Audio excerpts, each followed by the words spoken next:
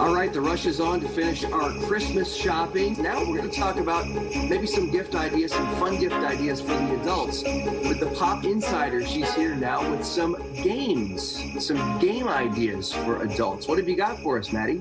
Yeah, we've got some really great quarantine activities for everyone on your list.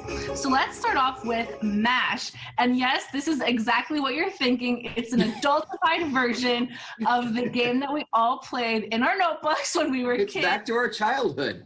Absolutely. So one player at a time will have your fortunes told and you read a scenario out loud. So for example, one I have right here is you found out you have superpowers. So everyone will submit cards to determine your fate. And then you'll, draw on that spiral, draw a line, and that number will determine how you eliminate your cards. So you might end up with, you're determined to save humanity from wearing socks with sandals. I love it. Going retro. So next we have New Phone Who Dis from the makers of What Do You Mean? So players will compete to create the funniest text message threads. One player will read their inbox, everyone submits a reply, and then the judge chooses which one is the funniest. So the player with the best responses at the end wins. So one of the games could be, have you seen my snake skin boots? I've got a thing tonight. One of the replies could be, this is your boss, Chris. I think you have the wrong number. So you end up with hilarious scenarios like that.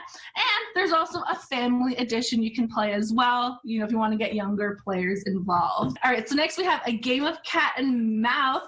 And this is from the makers of Exploding Kittens. And it's a super fast-paced game. So two players will use the kitty paw flickers to fling balls to the opponent's other side.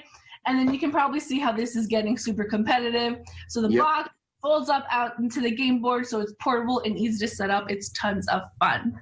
What is the price range on these games? So a lot of them are just $20, but this one specifically is $25. Okay. All right. What else? Yeah. All right, so next we're going to throw it back like it's 1999 with MTV, the Throwback Music Party Game.